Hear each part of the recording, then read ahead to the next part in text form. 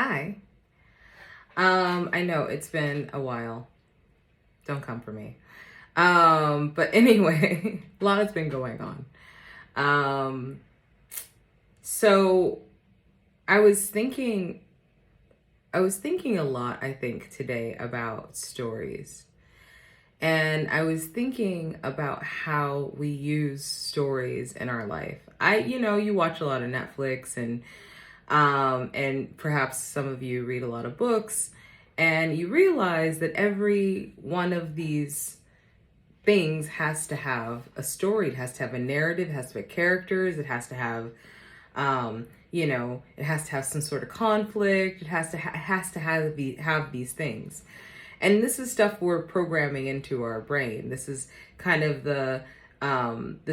how media works. It's kind of how our lives work. We need these things to exist for our story to be true, right?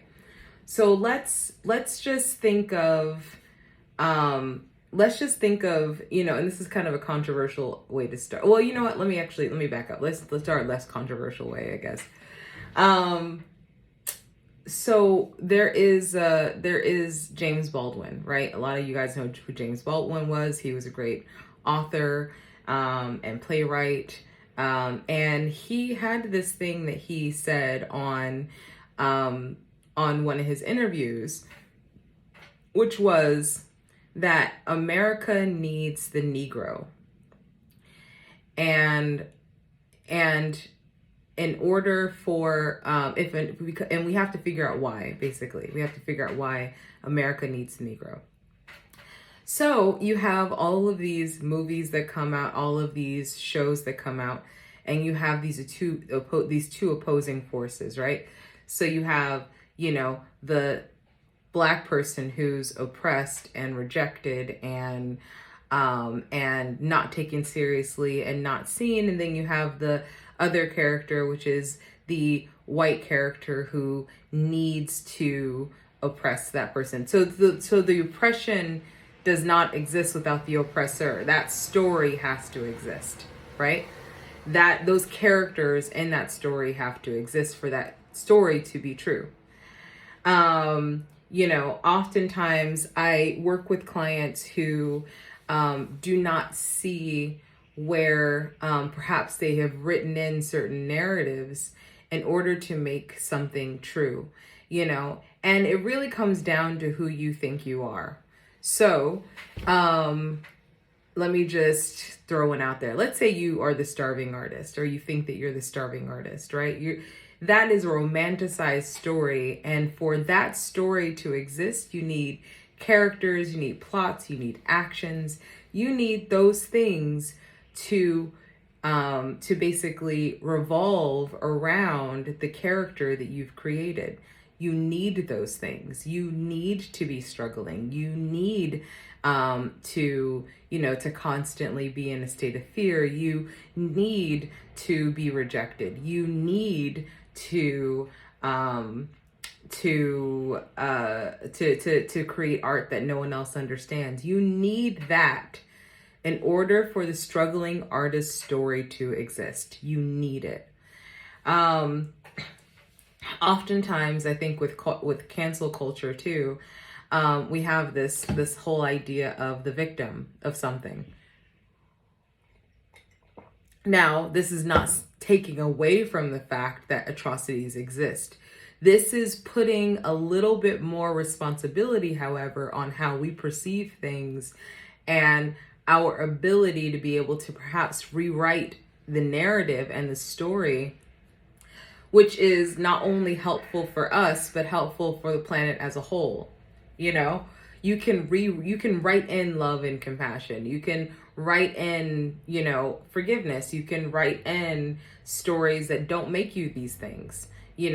What if the story that you wrote, instead of being the starving artist, maybe you were a successful artist and everybody comes to see your stuff, and you can write that story in, but we'll get there in a second. Let's think of the idea of the hero, right? So you've written in your story that you're the hero. You're the hero. You're the hero of this story. What does the hero need? The hero needs a villain. The hero needs a villain. The hero needs something to fight. The hero needs, the hero needs a heroine. The hero needs these journeys and dragons, and the hero needs that. It needs it. So you kind of see where I'm going. I guess I don't have to make any more like examples. So, oftentimes in, I'm not, I appreciate the law of attraction work. I think oftentimes, with scripting, I think it's really good and stuff like that. But I feel like, let's get to the deeper issue. The deeper issue is the character that you have written. The deeper issue is that subconsciously, because you were not writing that story was written for you. The story was written for you before you were born. Your name, for example. I have this thing that I really like to do, which is to, when I meet somebody who has a particular name, I actually like to look up that name and see what that means. And not all the time, but a lot of the time, that name that they were given has some sort of specific meaning. In French, you say, je m'appelle, I am called. And so like, in my case, I am called the Christ bearer. I know someone who, was called, the ruler, and they happened to be the manager of something. So anyway, so your names, these characters were already created. And I think on a very base level, knowing that these characters are created, you can either change this story, change the narrative, and come up with a different name, or whatever. Actually, let me back up. I do have one more example. Romantic relationships. So, also in French, a lot of times when people are speaking about relationships with other people, like romantic relationships, they will use a phrase and say like l'histoire, the story between two people. I had this guy that I was dating, Hervé, and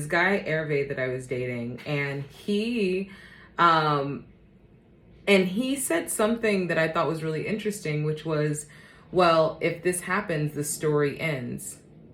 And I was like, that's interesting. We're living a story right now.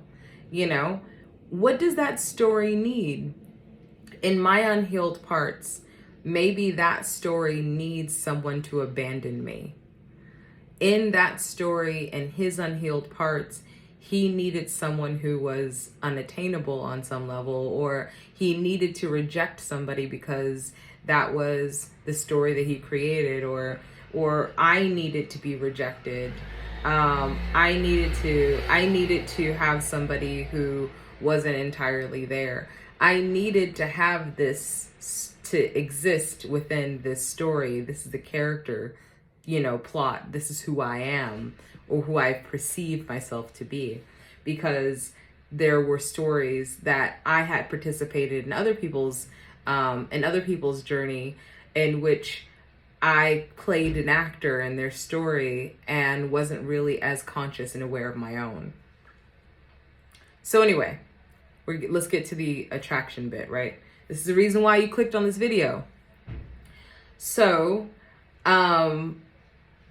I encourage you, my attraction bit, my little contribution to your world right now is, I need you to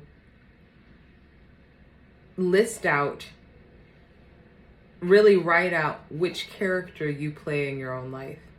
Like, and create like a trope, create like a theme, So it's like, oh man, I have been this.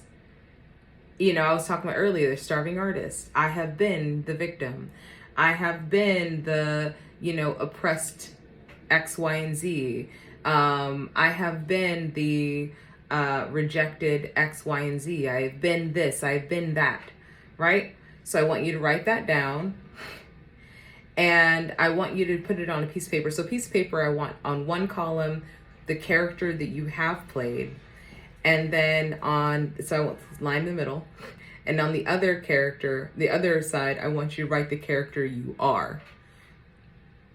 And I don't want to say going to become to be, because I feel like that's no. No. The character that you have played and the character that you are. And this is about really seeing ourselves in the eyes of truth, right? And then we're gonna progress. We're gonna do some other videos. For now, that is day one. That is your prompt today. Your prompt today is to write the character that you have played and write the character that you are. And the character that you are, by the way, doesn't have to be all like light. Doesn't have to mean that there's no villainous parts of you. You know, every character is flawed. You can write the flaws on each side, you know, but be truthful about what those flaws are. You know, I think the character that you've played perhaps could be that your flaw is that you're, you know, completely unreliable and things like that. That's shit that people have told you about you. But is that true? You know, or is the truth that you are doing your best and you're always doing your best? What character have you played and what character are you really? So, call it character development. We will get to other videos, but for now, that is your homework. So that's where we're really gonna start, because you know, for a sickness to exist, for a lot of people to be able to capitalize off of a sickness, and the sickness being you know, not having enough, not knowing who you are, and things like that. You know, for people to capitalize on that, it requires you to not have full knowledge of who you are. And so I don't mean to put these people out of business, but we're trying to rewrite this whole thing now. So that, you know, if you know who you are, you don't need to be constantly reminded, or you don't need, you know, if you know who you are, you don't need the scripting constantly, or the law of attraction work constantly, because you're attracting it by nature of who you are. You get what I'm saying? So anyway, hope this is helpful. Subscribe, like, share, etc. Talk to you soon.